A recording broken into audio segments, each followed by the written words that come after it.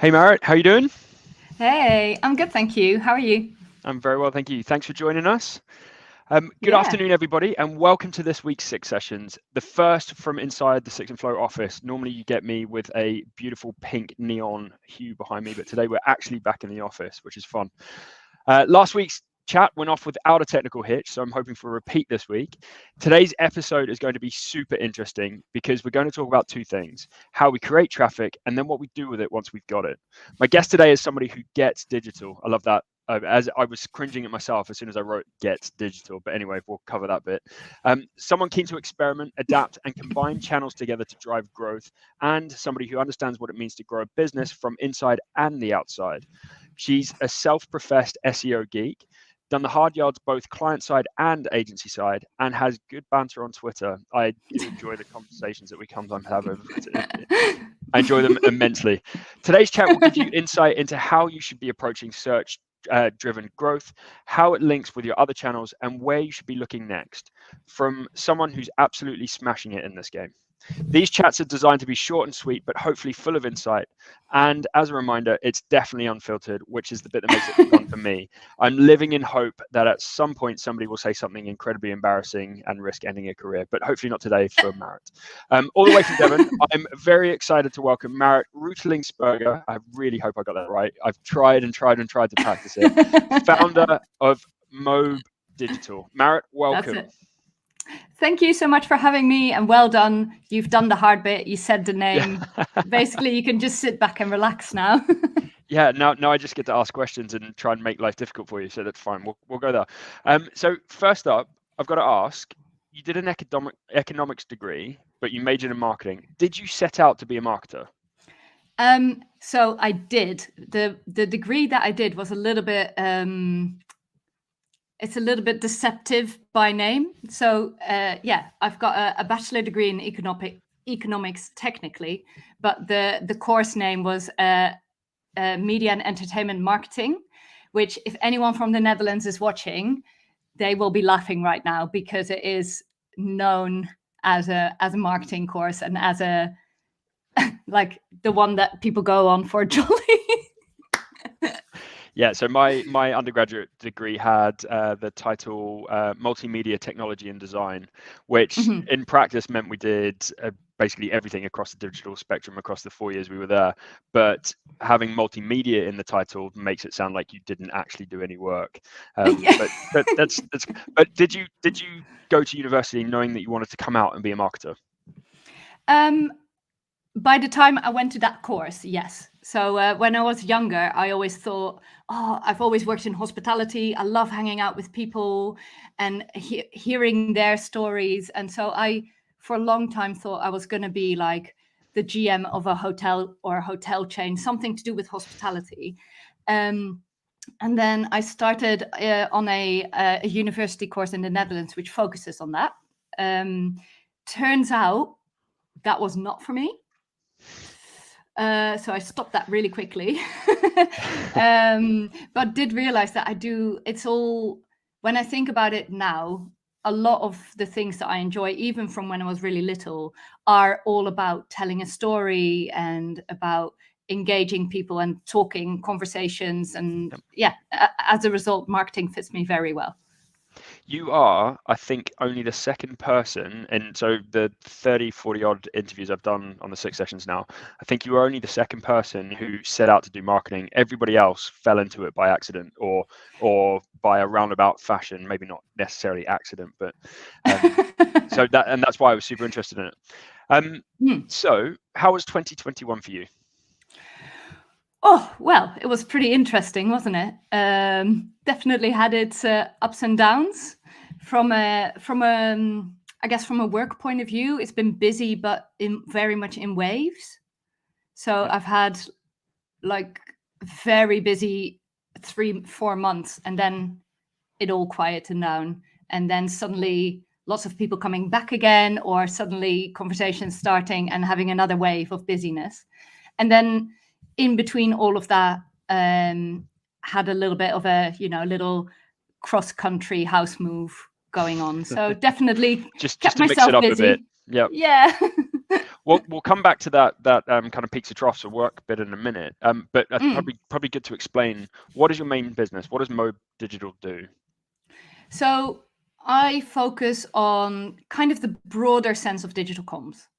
So the people that I work with best are who I have defined. Maybe I should give them like a buyer persona name, but I've defined them as sort of single marketing managers. So they are often people with either very small team or just on their own, managing all of marketing across the entire company. You don't mean or marketing managers looking to date? So you mean? I mean, if they are looking to date, and I happen to know someone that might be interesting for them, I'm happy to make an introduction. But yeah, so people who manage all of the marketing on their own, who are looking for someone who maybe sense check with, who get that sort of consultancy from, particularly for a digital strategy, and then from a more of a doing point of view, I tend to focus on email marketing and automation, particularly in sort of niche, and I mean niche B2B. How niche? And then beyond, give us an example. Give us an example. Okay, so I work with a company who do the, when you have a train ticket, the orange train tickets. Yep.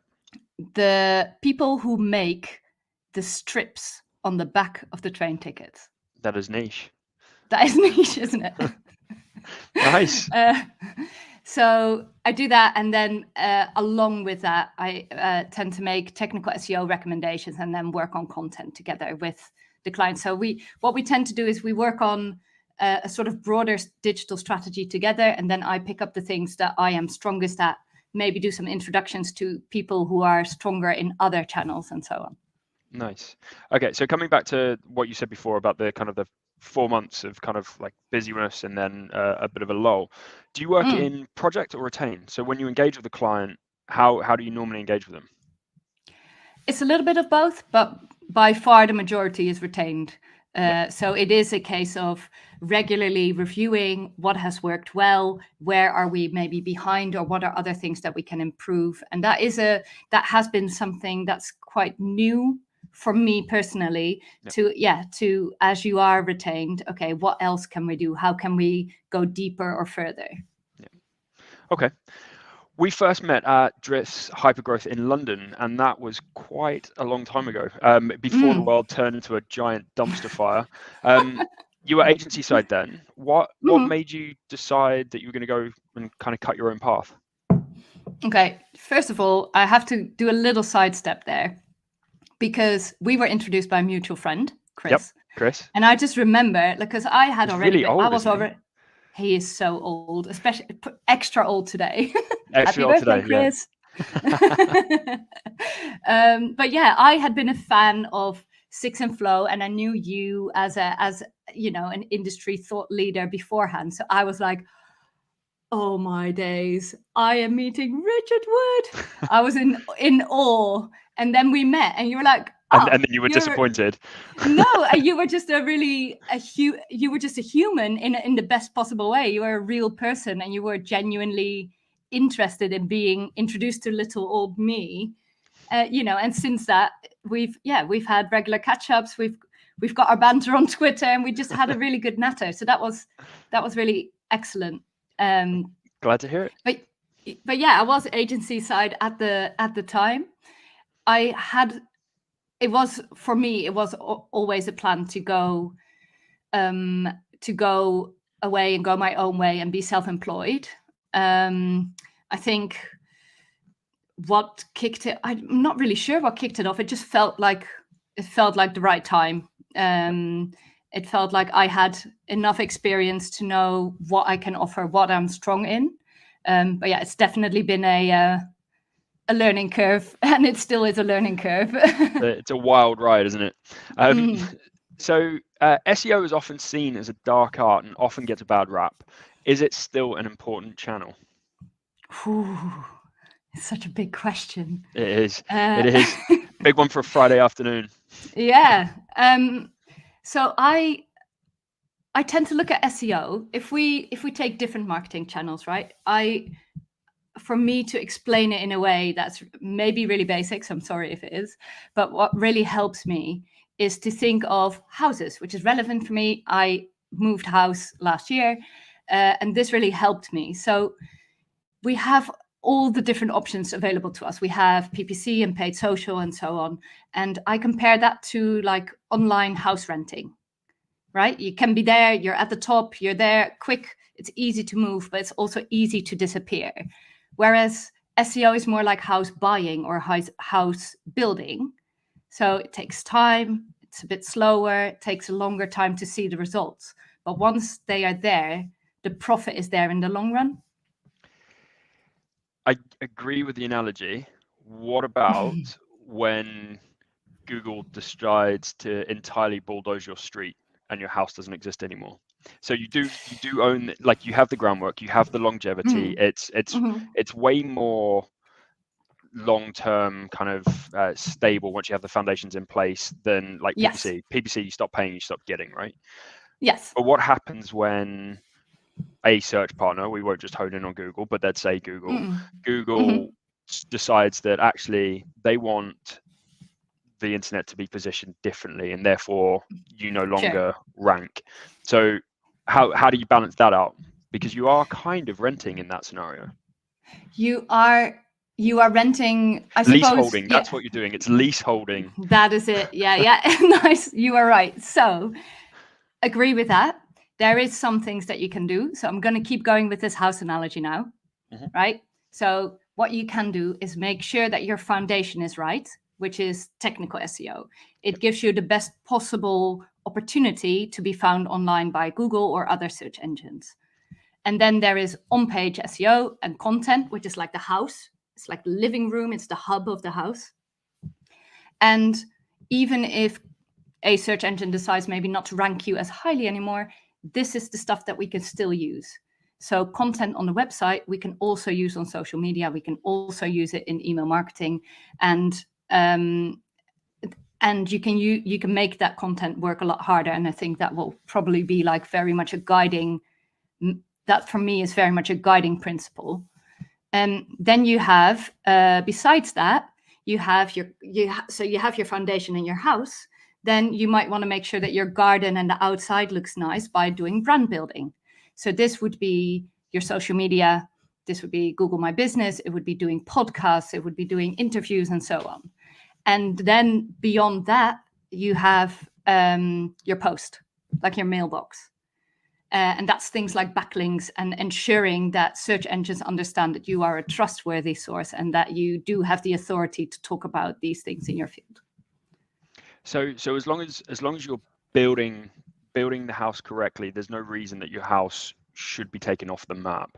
So, and you're also, if without putting words in your mouth, you're also building in a way that you're opening the door to be able to utilize what you've built in different channels in different ways. So you're kind of you're doing the building work, but you're hedging your bets because you can actually use that stuff outside of a single source, a la Google. Yes, exactly. So, content is the most easy example. You can use the content that you have with some of the brand building, with some of the off-page SEO in your social media. You can make that work really hard for your business. Okay, we had Helen Dibble on last week talking about content-led growth, and we were debating like, if you're a new business, what's more important, quality or quantity when starting out on your SEO journey? So I listened to that episode, and she talks so fast and has so many, like, I was like, I need to make notes. How do I keep it all? But it's a good thing that you publish all your podcasts so you can listen back. But I think she has an awesome approach of thinking about content-led strategy and growth. I personally prefer focusing on quality content and kind of pulling back to what we just said, like, make that work really hard. So if you are starting with a new business, how can you make that content work as hard as possible using different channels? So if you have one really high quality piece of content, you could break it into smaller blogs and create a topic cluster. that will help with internal linking, which will help your technical foundation.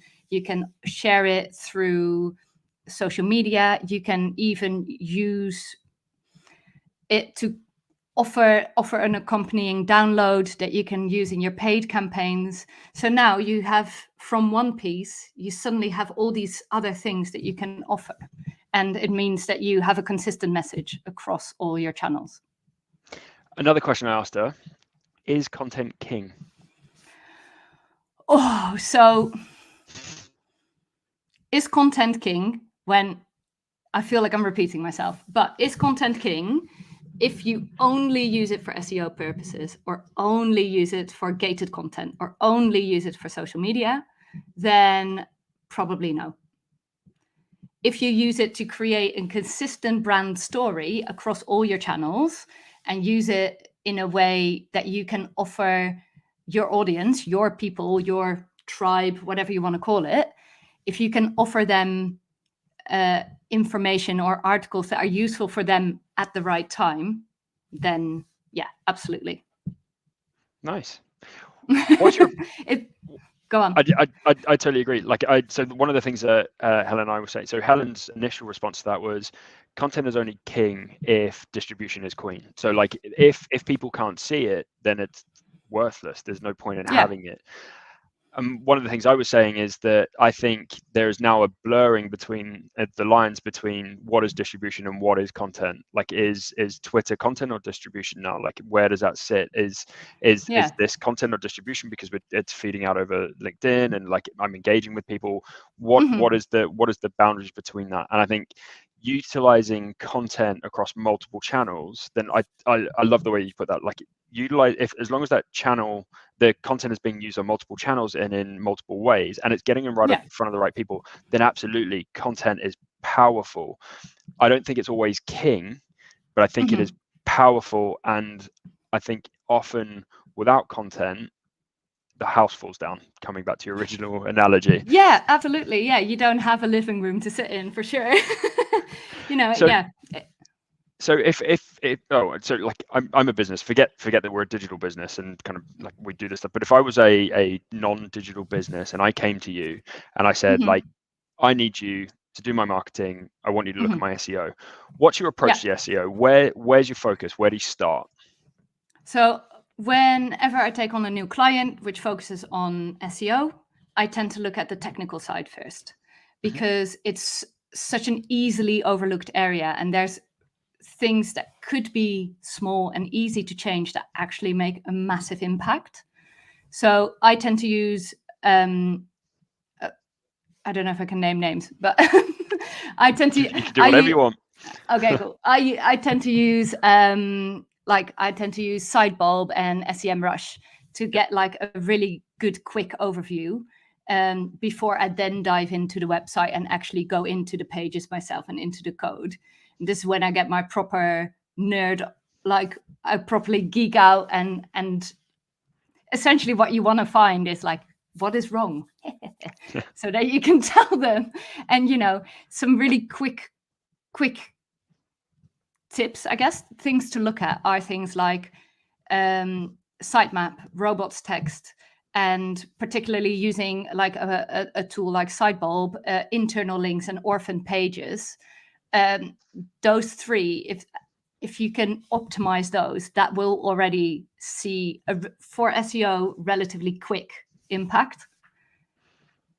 So when you start working with a customer, or client, you will start working with them. So you'll look at what they've got in place. You'll start looking at the technical, look for quick wins and things that you can approach. Because often, I mean, like whenever I don't do a lot of it anymore, but typically when I look at a site, you look for the easy things like alt tags on images, headers, and that kind of stuff. So you take a technical approach, and obviously it goes deeper than that because we look at the architecture, like page depth, all that kind of stuff. But so you look at the technical. Then what do you do after that? So technical, you've gone, okay, if you tweak this bit, you touch that bit up, you kind of move this around, we put some tags in, whatever. Yeah. Then what do you do? Like what comes next after that? What comes next after that? Do you mean so once we've fixed the SEO, like the glaring problems? So the technical basis is okay now. Now where do we go? How do we grow now? Okay, cool. So first, we're going to have a look at what is already there. So we've already talked about this. We want to get this content that is already there and make that work really hard. So a good example is I do training sessions with a Princess Trust program called WIC Digital, which is like a program specifically for young people learning about digital marketing. They learn about all sides, and I focus on SEO and email. And we talk about, in that program, the young people are put into teams, and at the end of the program, they will offer a real recommendations document to a real small business. So it will actually impact that business. And because they are often very new, very young businesses, they normally don't have a lot of content. They'll have social media profiles, but they probably don't have a blog, for example. And so the question I ask them is, what content is already there? And often I get back, oh no, they don't have anything. They don't have anything. And I say, okay, well, what about the about page? What about the company story? What about, what do they post about on social media? Brands are usually already telling a story without realizing, and it is important that we can build from there. Beyond that, I mean, I am still very much a fan of topic clusters, or whatever you want to call them. Many names available. But that is again, that user experience. It is answering people's question before they maybe know there is a real problem. And the combination of having that useful content combined with internal linking, can't believe I just did the David Brent. But that combination makes it just a really strong task that you can take on and implement. I am actually connected weirdly connected with a David Brent impersonator on LinkedIn today, and I saw that he was filming in an office somewhere, and I was like, maybe we could get that in. But anyway, that's definitely a side note. Definitely get him in. So in 2022, where should all my SEO focus go? What should I be doing? So let's assume my technical stuff is where it should be, and I can assure you it's not, but let's assume that it is. Where would you say I should focus all of my SEO effort? Okay, so first thing to get out of the way is you should go multi-channel. I know that we are talking about SEO, we're talking about SEM, but no man is an island. No digital channel does everything by themselves. So definitely consider how you may be able to go multi-channel. But from an SEO point of view, I really like well-executed topic clusters. So for this episode or for this session, I was like, okay, what is a great example of a topic, like a company that implements it well? And there's a company called Rover, and essentially they bring together pet parents and pet sitters or people who don't have pets, but would occasionally maybe like them. And so they actually write for quite different audiences. So they write for pet parents. And that is anything from they'll write about why does my dog follow me into the bathroom, all the way to the cost of owning a dog in the UK. But then they also write for potential pet sitters and even professional pet service providers, like groomers and actual boarding places. So they have these three really quite distinct different audiences that they have extensive knowledge hubs for. It's really cool. Nice. I like that depth of content, like when we're talking about, and this is part of what Helen and I were talking about last week as well, is having that depth of content that can often make you stand out more, and having, it sounds like they're almost kind of verging on that community piece as well, where you're starting to actually build a following and people who are looking to them to kind of for that knowledge content. When I first started in digital, which was quite a while ago, and kind of playing around with SEO, it was Yeah. all about keyword density and how many links pointed at a particular page with the kind of the keywords, like the keywords being aligned to the page and all that kind of stuff. And people would ram it in. Everything across that page would be absolutely full. Yes. That H1 dogs, H2 dogs, H3. and you could go to an offshore SEO company and buy links. They'd go out, they would there would be link farms and all sorts of things going on. Yeah. What are the black hat, and that's very much considered black hat now. Matt Cutts came out and just kind of changed the SEO game, and I think a lot of people cried overnight. But it's for the better, for the better of everyone. Don't we all? Yeah. But what are, so that's black hat, and I would say that is less of a focus now. It's not. I used to go into meetings and a client would generally say to us, I want you to get me links for this keyword, and it'd be like, and you have to then dial it back and be like, okay, why? What do you want to do? Why do you want it to rank? Why are we going for those keywords? What, etc. What are the black hat tactics now? So if I were going to go to an SEO agency, and I'd come to you obviously, but if I were to go to an SEO agency, what are the black hat tactics and things that they would say that I should look out for and go, yeah, that's not a good idea? Okay, so I mean, black hat tactics are available. They have been historically, and they will be now. Yeah, if you get an agency that says things like, "Oh, don't worry, we can hide the keywords in like different font color or behind a pop-up or anything like that. We can add the keywords without you being able to see them." That would be a red flag for me. If they say things like, "Yeah, we can guarantee you a number of links," probably a red flag. But my favorite is, "We guarantee you page 1 ranking." Like, that, okay. Yeah, within 2 months, right? Yeah. Easy. I mean, what are the best questions you've had? Because you must have had them from potential clients that are like, "Can we do this?" And you going, "Ooh, maybe we've not." generally had clients say to us, "Can you not just buy these links?" And we then have to kind of explain to them kind of the pitfalls around that. I mean, because the answer is like, if you really wanted us to do that, we're not the agency to help you with that, but we can point you in a direction of somebody who could do it. But we would generally question, okay, what are you actually trying to achieve out of that? What is it going to get you? A page 1 ranking is quite often, we work in quite often a B2B setting that is like the decision makers aren't actually Googling your product anyway. So a lot of the stuff that we end up doing is around ABM, or we're like kind of reaching out to social influencers, that kind of stuff. And so we would often say to them, okay, is there a way of doing what you want to do and get this content in front of them better than potentially risking your overall kind of brand and search capability anyway? And reputation. So that's how we would normally approach that. Nice.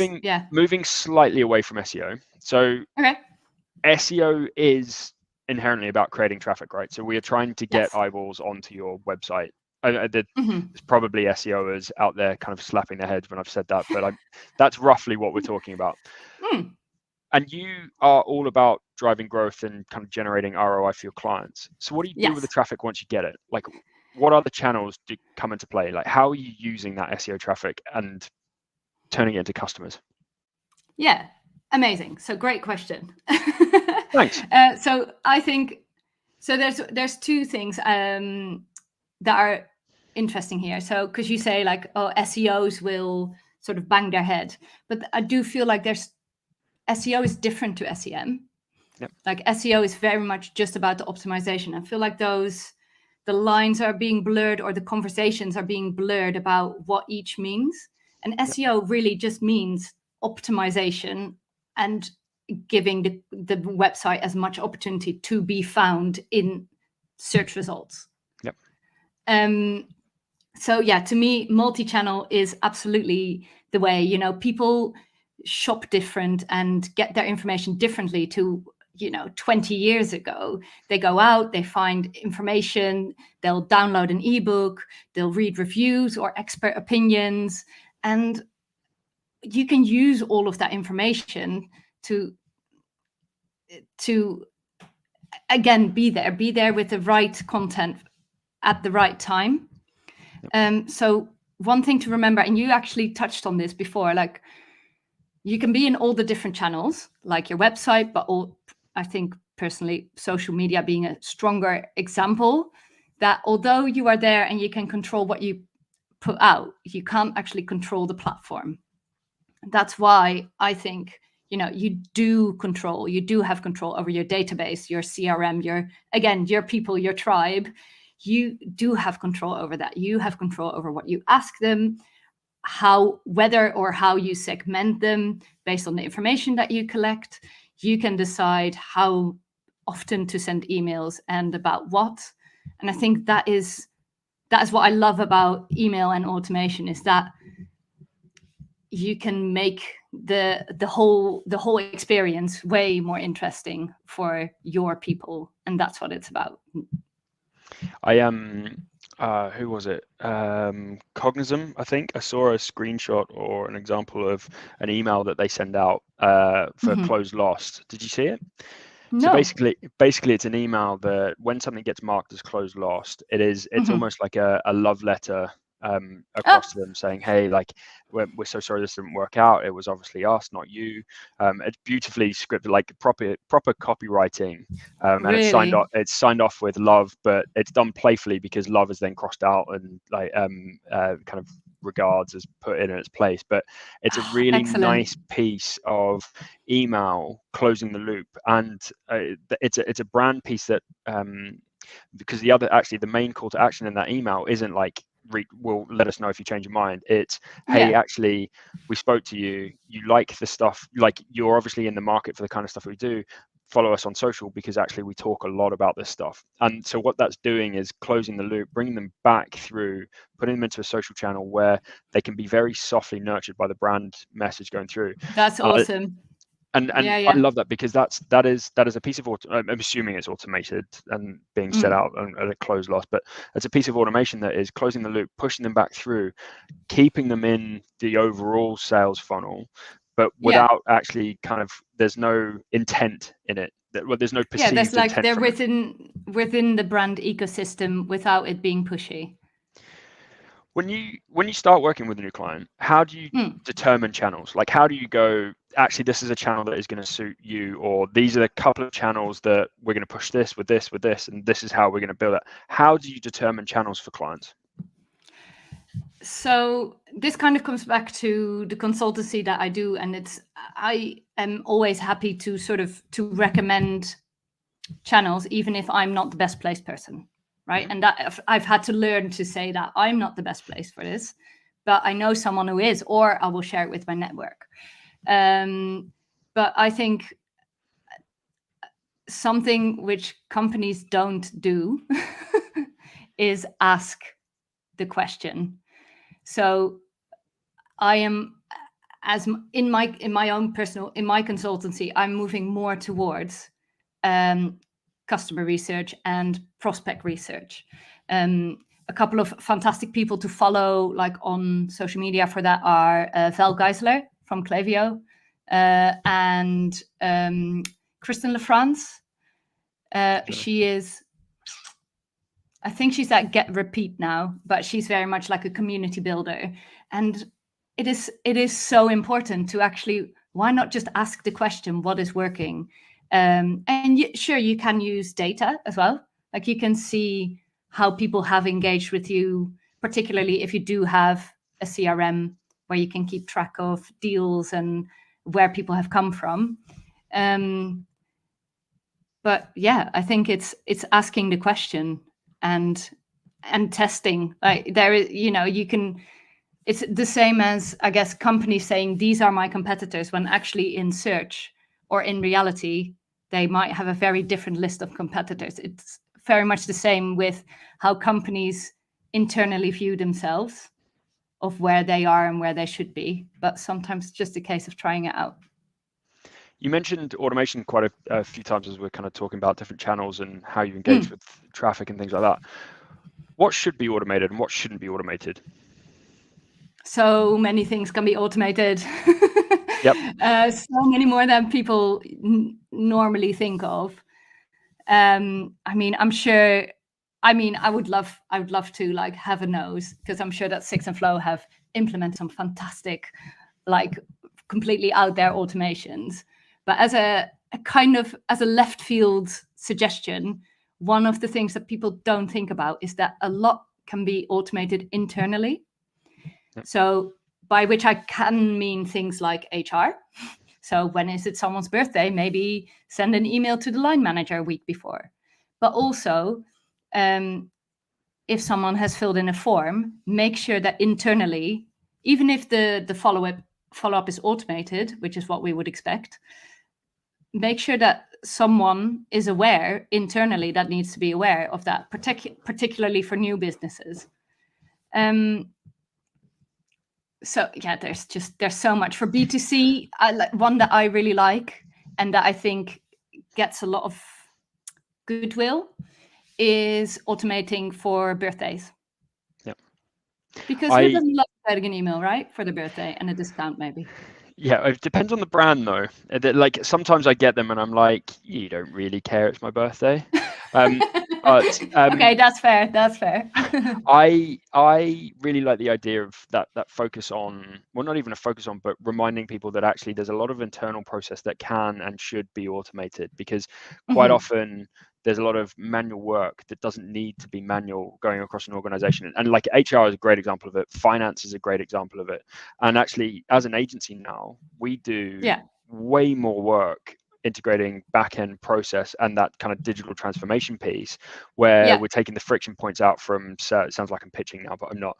But we're taking the, unless you want to buy HubSpot, I can help you with that. But the we're taking out those friction points from sales, deal closing through to invoices being created, delivery teams being notified, project plans being created, all of that kind of stuff, where historically there's a handover process, things can get dropped, things are like missed, but then also looking at things like renewal processes. And like your birthday example with the HR works perfectly. So if you think of a client renewal process as a birthday, which is a really nice way of thinking about a renewal, but that birthday, what we do internally is 3 months before that renewal comes up, is we are like that starts an internal process. So like a strategy review. Okay, let's start engaging the customer about talking about the renewal process. And that is so that we aren't missing anything and making sure that process is being executed properly. And once you've got it automated to the point where it becomes almost formulaic, that's when you can start experimenting with it and going, could we make this bit better? What happens if we tweak this and align it? So I think like that, I wasn't expecting the conversation to go down the internal automation route, but it's I think it's a great point. Is normally when people talk automation, they go, okay, yeah, so when this person clicks on that landing page and they get this email, in 7 days time they're going to get another email, right? And we're going to serve them another guide, and yeah, that's great, and it nurtures and it does its job.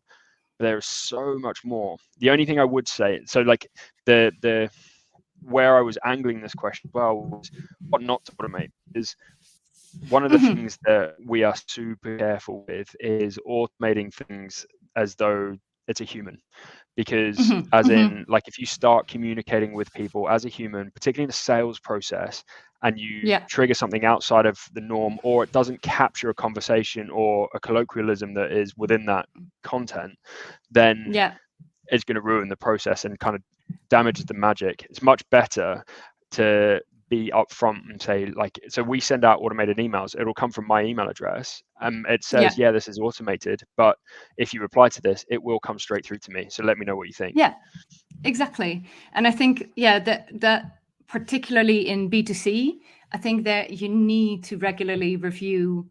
You need to regularly make sure that people aren't getting too many emails or duplicate messages. I've seen it with a couple of brands recently where I'm clearly in 2 different workflows or 2 different segments, because I will get the same email, but with a different subject line. It's a shame because I know what you're doing. And that actually also brings me to like another point of something that I would personally not automate is A/B tests. Because if it's automated, you run the risk of it sort of not being front of mind. So if you're doing A/B tests and they are not front of mind, you are not going to look at the results. You're not going to implement or learn anything from that. So you mentioned a couple of them, but who else do you follow in the growth space? How do you keep up to date with what's going on, and where do you get your inspiration from? Yeah, so yeah, I did mention a couple. I also love I love the community builders, particularly on Twitter. So for example, Christina Garnett is excellent. Christina's for that. wicked. Like, Christina did a session with us as well. Oh, did she? I've not heard it. Oh, okay. Well, she engaged with me in one way or another recently. And I actually messaged someone to say that I was fangirling. Because I just think the way it's very authentic. And I love that. That's what we need. Another great example, particularly for inspiration, is marketing examples from Harry Dry. Love Harry's that. doing one in a couple of weeks as well. So you're in a good crowd. Clearly, the people who the people to follow are the people who are doing or have done 6 sessions. Done, sorted. And then something which I think is quite important for me, particularly as a self-employed person, is the networks that you build. So that can be on conversations on Twitter, that can be total nonsense, or the openness and the happy to shareness of the industry on Twitter. There's a self-employed Slack community that I'm part of called the DMU, which honestly has kept me sane throughout the pandemic, because it's essentially like a water cooler for self-employed people. And yeah, just those people who are happy to share and you learn from them. That's where the inspiration comes from. This is my favorite question for every 6 session. What's your biggest career fuck up so far? What have you learned the most from? Is this our first swear? I'm quite possibly, actually. I think we've been quite good at that. We've been quite good. I'm not very good at swearing. I feel like when I swear, it sounds like I'm like a 5-year-old stamping their foot. So my biggest career fuck up. Yes, there you go. I did it. Well done. Well, I've never removed a client's website from the internet or lost a company a lot of money. I feel like my answer is quite boring. Like I've worked myself so hard that I almost worked myself into a burnout. It's hard when you are on your own. You are, you're not just doing. You're also sales and marketing and accountant and HR. And turns out that my HR department was rubbish and didn't enforce any holiday taking. But I'm learning, and it's very much still a learning process to say no. That's probably quite a boring fuck up. I've done the perfect record. We can go with that. Well, I've done the inevitable, send an email before it's ready or approved or has a subject line. And having to quickly follow up with sorry, to 20,000 people. That was probably not great, but it is inevitable, and mistakes are made, and just shows that we're human. So yeah. What excites you most I hope this about... doesn't I hope that doesn't open me up for a massive fuck up in 2022. You set the stage. What excites you most about growth right now? Growth is ace because it's getting more and more accessible. It's getting easier to work with websites. It's getting easier to work with email and automation, and it's becoming more user-friendly. So you have drag and drop builders, you have very visual workflow builders, and so on. And that really helps you to be able to get started with it. And at the same time, there's more and more options for user accessibility, right? So making sure that your emails are responsive to different devices, making sure you have a dark mode email in place for people who open in dark mode. And yeah, basically giving everyone the opportunity to be able to engage and be able to join and be part of the conversation.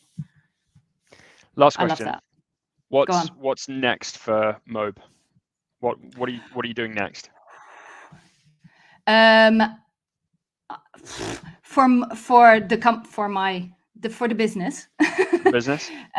For the business, 2022 is about balance and bringing, I talk about digital comms a lot, but really trying to bring that together and sort of making sure that the clients that I get to work with, yes, SEO, yes, email marketing, but actually making sure that those channels work together. So I feel like I'm going more towards I'm almost going a step back to where I was. I've gone from, in-house marketing manager, really broad, then learning about digital, going a bit less broad, then focusing on SEO and HubSpot, going a bit less broad, and now like sort of almost taking a step back and making it a bit more broad and integrative again, I guess. Nice, I like it. What about you? What are your plans? How long have we got? We've got, so this year, so 2021 was a really good growth year for us, but we positioned it much more as a foundational year. So we hired heavily, and still hiring heavily. We brought some senior heads into some senior roles, repositioned the teams so that we can deliver, like people are delivering the stuff that they're good at in ways that they are good at as well. Expanding out the sales teams in the UK, Canada, and Ireland, bringing in more delivery team. And on Monday, we actually launched a global hub alliance with four other elite partners, which is exciting. And like the interest and uptake in it has been phenomenal. And it was fun to do a marketing moment on Monday with 260 people across the globe and kind of bombard LinkedIn for a bit. It was good fun. I've absolutely loved seeing that launch. It must be so cool to be able to have the the Six and Flow autonomy, but have the worldwide support network. Yeah, and it's good. It's good from like the agencies that we're working with are very closely aligned, very similar to us, and we were very kind of selective with like how it's been brought together, who's come into it, and it's good. There's a lot of growth potential in that alone, and so that's exciting. Nice. So we're good. So you're right. That's going to keep us busy this year, I think. Maret, thank you for doing the 6 sessions with me. It's been a lot of fun. Thank you for joining. Thank you for having me. If anybody wants to connect with you, how should they do it? So I talk a lot of nonsense on Twitter at It's Maret. I'm on LinkedIn. I have a website. Don't look at it, please. It's mobedigital.com. If they just want to have a chat, Maret at mobedigital.com is probably the best way to get me. But yeah, find me on Twitter. So I've obviously been doing what every Englishman does and butchering the language. Maret, not Maret. So apologies. Oh no, that's fine. You're all good. Thanks for joining us, everyone, and we'll see you next week when we have the return of John Dick. Hopefully, his technology will work this time around. I am hopeful, and we are going to test it ahead of time. Maret, thank you again. It was nice to chat to you, and hopefully we'll see you at an event in person soon. Yes, I'd really like that. Have a lovely day. See you later, everybody.